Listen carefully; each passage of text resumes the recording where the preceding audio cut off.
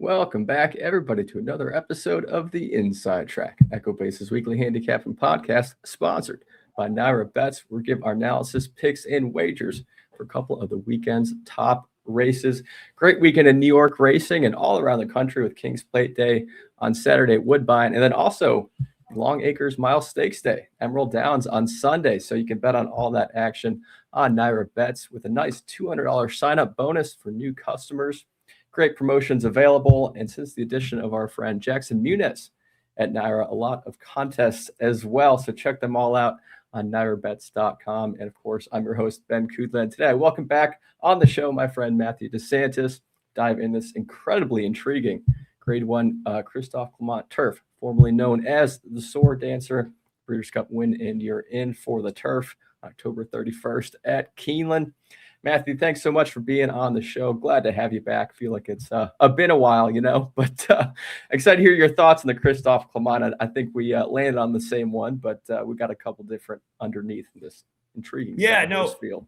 Yeah, absolutely, Ben. No, it's been a pleasure to be on here. Always enjoy talking to you. And you're right, a great weekend. Obviously, last weekend with the enshrinement of the late Christophe Clement into the National Horse Racing Hall of Fame. And you couldn't really write it up any better. His son, Miguel, of course, then wins the National Hall of Fame stakes that day with Botas. He's got a runner in this race in the form of the number 2, Tawny Port, as well. A little bit of a long shot, but I don't think there'll be a dry eye on the house if Tawny Port wins this thing. So, but an amazing race. And like you said, formerly the Sword Dancer, now the Christophe Clement Turf. Huge race up here. And we really attracted great horses, not just from all across North America, but all across the world as well. Yeah, 4 of the 7 entrants, European bred, with one of them making their North American career debut. But before we dive into this race, get our thoughts. What can we look forward to on Naira Bets this week, and what promotions and contests can fans look forward to? Yeah, a lot of great stuff. We have our Travers Bankroll Builder. That's always a lot of fun. You bet $50 to win on a horse in the Christophe Clement Turf. Listen, if you win, you win. But no matter what, you get $20 back, win or lose, to build towards that Travers Bankroll. You can opt in. If you haven't played up to this point, that's all right. Opt in this week, bet 50, get 20 back. And you can do it again next week in the Alabama as well. So you can get a free $40 basically between those 2 races to build up for that Travers Bankroll. So we always have great promotions. And then the contests every day, we got feeders into the next day's contest. So $40 feeders into $300 contests, low roller contests if you're on site. Always a lot of fun. So a lot of different ways to play on Naira Bets, contest, pari-mutually, and we got you covered. Well, good deal. Well, everybody check those all out on nairabets.com. But let's just go into this Christophe Clement Turf. 52nd running, formerly known as the Sword Dancer, inaugural running being in 1975. And this race was extended to 1.5 miles on the turf since 1980. And some legendary horses have won this race in the past. John Henry, 1981. Awad, 1997. With Anticipation in 2001 and 2002. Better Talk Now, 2004. Main Sequence, 2014. And Flintshire, 2015 and 2016. Last year's winner was El Cadorbes. Trainer Charlie Appleby with Flavian Pratt aboard, who went on to run third in both the Grade 1 Joe Hirsch Turf Classic and the Breeders' Cup Turf. So, being a Breeders' Cup winning in your end, this race has actually only produced 4 winners for the Breeders' Cup Turf. The horses that won both the Christophe Clement and Sword Dancer and the Breeders' Cup Turf, those being Theatrical in 1987, Phrase in 1992, Better Talk Now in 2004, and then most recently was 12 years ago, Main Sequence in 2014. So interesting field of 7 here, Matthew. 6 graded or group stakes winners in the bunch. So what are your kind of initial thoughts, and who did you land on? Yeah, I thought it was a really competitive race. Just looking up and down, I mean, if you rely on buyer speed figures or really any metric, these horses are not separated by very much at all. And obviously really impressed by the European class that's come over. Ancient Egypt making that North American debut. Fort George, of course, we've seen come over and run last time out second in that Bowling Green. And then Servi, the mare, just absolutely dominated the competition in the Glens Falls just 2 weeks ago. So really great European form. I think that just adds to the field and the quality of contenders that we have here. And for me, I ultimately landed on the new face, a little bit trying to do what I did last week in the Saratoga Derby when I really liked that horse Glacius with Louis Saez up. Ancient Egypt, the number one. I just think this horse is sitting on a really big race. This is a horse that has run so well the last couple of times out, finishing second by a neck and second by a head, first in the King Edwards, the seventh during Royal Ascot, and then last time out, running second by a head to Maltese Cross, who's a very well accomplished horse over in France in that Paris, in that Prix de Paris at Longchamp. And that was, I thought, really telling run, because that's a horse that, in terms of Ancient Egypt, does a lot of the dirty work, really was pressing the rabbit in that race and kind of going out up front, and still hung on and just really fought on so admirably and just barely got beat at the wire in that race. I just think this horse is going to really take to firm turf over here in the United States. I think that this race sets up for a horse that's going to be up and forward, doesn't necessarily need to be on the lead, but is going to be in forward position. And I also think the fact that this horse is going to save all the ground around all three turns matters a little bit. If you're getting 5-1 on the morning line, I think it's a real vote of confidence that they're sending this son of Frankel over here to run as a 3-year-old against older competition. So I really like Ancient Egypt, particularly at the price of 5-1 on the morning line. 100% agree. Yeah, you said it best. Just seems like kind of the winner to me. I can honestly kind of doubt we're going to get that 5-1. I kind of heard some more talk about this horse than I would have liked to. But yeah, I mean, after finishing 8th by 13 lengths at Epsom Derby, he just really has come into his own. 13 days later, went in that King Edward, finished second by just a neck, but he was 10 lengths clear of the third place finisher in that race. And then that great Group 1 Grand Prix, running second by a head in a 4-horse finish to Maltese Cross, who did finish second in the Epsom Derby as well. So it kind of seems like this horse is really due for a win. We don't have race replays up for those on Race Lens, unfortunately, for European races. But if you go on YouTube, I mean, like you said, Matthew, he pressed that pace and did the dirty work. And he might even, I'm going to guess he's going to press the pace here and Old Crazy Bone goes. But I could even see a scenario where he does set the pace. You think he will at all, or are you going to think he's going to set just off it? Well, I think that's that you bring up a great point, which is Old Crazy Bone last time out in the Bowling Green set the pace. But that was also Old Crazy Bone I kind of feel bad for, because that's a horse that had Flavien Prat aboard last time out. Flavien, of course, goes to Chad's horse this time, Program Trading. Had Irad Ortiz Jr. now on the card, listed as the rider, but Irad's out until August 22nd with that ankle injury, so he's going to get a new rider. Might be somebody like Ricardo Santana Jr. I have a feeling. I just had not heard anything officially, but just Mike Maker uses Ricky quite a bit up here in Saratoga, and looking at who's available from the jockey colony that's not running in that race, he would kind of make some sense. Ricardo's usually pretty aggressive, so yeah, I'd imagine he's going to try to send, but you never know with a new jockey, new tactics, it just never know how that plays out. But I think I would love to see him sitting second behind Old Crazy Bone going into that first turn of 3. So he's going to sit, I think, a very advantageous trip. And the thing is, in New York turf racing, we don't go fast up here early. That's for sure. We set nice, slow fractions up here, sometimes a little too slow. So it really does favor horses up on the front end, because a horse like Ancient Egypt still got a big kick when he needs to turn for home. And if he's able to save up all that momentum and all that energy going 115 and change, let's say, to the 6 furlong mark, then that's going to allow him to really kick away at the top of the stretch and get a little bit of the jump on the deep closers. Well, then you kind of mentioned these connections too. I don't know if anybody out there remembers David Egan. He was a very regular rider on the Florida circuit. He went over there to Europe and signed a contract with AMO Racing, I think, for the end of 2026. But this will actually be his first time returning to North America since March. So it kind of says a lot. Come back just for this horse. And Charlie Johnston has not had a start in North America in over 3 years. So, I think it shows, what they think of this horse. And they're obviously targeting this race for the BC turf. But there you go. Matthew and I both landed on number 1, Ancient Egypt, and you got the morning line favorite in second, which I was actually pretty surprised at, that this horse was the morning line favorite at 3-1. But what are your thoughts on Minaret Station?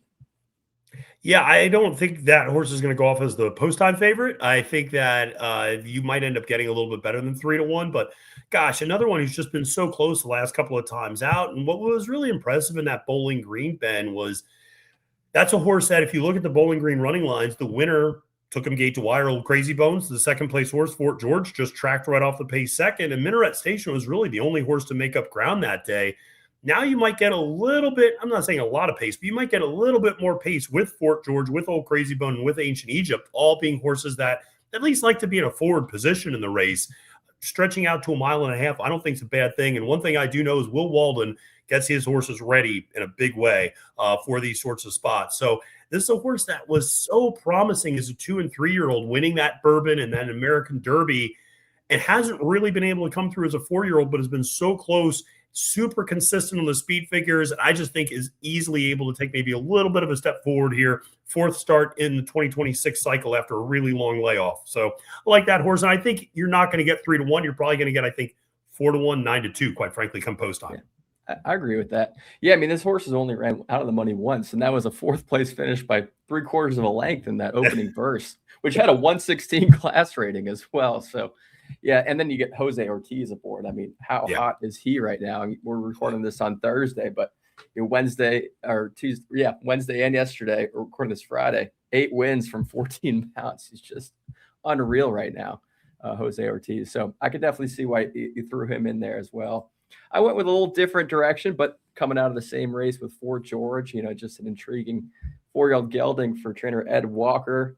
Made his North American debut last time out, second by just a nostril to Old Crazy Bone, which is 1 3/8 on the turf. So I think he's going to love this stretch out to 1.5 miles in here. And then not to mention that Bowling Green was coming off a nearly 4-month layoff. So I think he'll improve just off the layoff, second off the layoff here. Incredibly consistent gelding throughout his career, kind of like Minaret Station, 11 for 13 in the money lifetime, 9 for 10 in the money lifetime on turf as well. Won the grade through Divine Millennium when stretching out to 1.25 miles for the first time. And at the end of February, one of the most impressive performances, I think, in his career in that Group 2 Dubai City of Gold Stakes, and his one and only start at this 1.5 mile distance, and finished second. The 9-time Grade 1 and 2-time Breeders' Cup Turf winner, Rebels Romance. And then it's just crazy in itself. And then his last start at Maidan before shipping to the U.S. in the summer, Fort George made a bid in the Group 1 Dubai Turf, finished 5th by 3/4 lengths and 9th behind 4-time Group 1 winner Ombudsman. So he's been facing some of the best turf horses in the world this year, at least in my opinion. And then you got regular rider Kieran Schumark traveling from Europe for just this one single mount over the weekend. So I think that says a lot. I thought 9-2 was a solid price on him, but he does kind of fall in that same category as Minaret Station. I can see them both running a very good race. Yeah, I think that, listen, it just speaks to the quality and depth of the field that Fort George is 9-2 on the morning line, and a horse that, while I don't have in my top 3, I'm scared to death of to leave off any of my late pick 5 tickets. I mean, everything you said, I absolutely agree. You see that who this horse has run against in the past, you have to take notice. And he really gave, I'm not going to say he gave Rebel Romance a scare, but he really did press that horse and ran, I thought, a really good second. It wasn't, like you said, it wasn't second by a distance. It was second by a length and a half or so. And I mean, he was really there right at the end. So I thought that was a good run from him. I would have hoped he would have gotten by Old Crazy Bone in that last race. But like you said, first off, a little bit of a layoff and should appreciate the extra ground. So absolutely, I have a lot of respect for the connections. And like you said, I always like it when you see those European jockeys come over for one mount, because they're not right. They're not flying back and forth across the Atlantic for nothing, and they must think this horse is pretty live to do that. 100%. Yeah. 8 hours each way, and then taking off all their mounts wherever they're riding. So, exactly. It definitely says a lot. I love your pick with Servi. Just 2 weeks rest here. The lone mare going against the boys. What are your thoughts on her? Yeah, listen, she was just so impressive in that Glens Falls. I mean, Flavian had so much horse under him, and he tapped her twice, I think, and she just went. And that was one of the more impressive displays. And you want to talk about a slow pace. They were glacial going around in the Glens Falls. They went 118, I think, to the 6 furlong mark. I mean, just incredibly slow. So for a horse who's a dead closer to be able to close into that slow of a pace, I think just speaks the world to her. I love the aggression of turning her back around in 2 weeks and having her face the boys. She's faced the boys before overseas. She's beaten boys before overseas in different spots. And, listen, this is a mare who ran in the ARC, a few years ago. I mean, this is she's got a lot of back class in terms of who she's run against as well. I don't know. I know that my only hesitation with not picking her higher was they've done this 2-week turnaround with her before, and she's never really won on those tight turnarounds when you look at her racing lines. So that is one concern I do have, but she's one who I think loves a firm turf course and has a huge turn of foot. So I thought she's going to be one that maybe flies under the radar and could be a horse to enrich Exacta's trifecta sort of a thing. Yeah, I think it was this level of field, you're going to get probably 7-8 to 1 on her at the very least. No, love that pick. Yeah, like you said, she has done that when I won the most recently on February 14th, coming off a 15-day layoff. But she didn't run bad at all. That was a Group 1. So she ran third. Yeah. So that was interesting. I had to put in program trading there. 7-2, morning line, second choice. I mean, he's ranked first in pretty much everything in here. You can see on the right-hand side of your screen. On Raceland, ranked first in early pace with a 110.4, middle pace with a 110.9, late pace in here 119.5, ranked first in average class of a 115, average equibase speed figure of a 111. But to me, I think the most important thing was Flavien Prat hopping aboard this horse. And I know he is always going to most likely choose Chad, but I feel like in these Breeders' Cup mount areas, I think Prat would just go for the best horse he thinks he has the most shot at going into the Breeders' Cup. So I had to put him in there.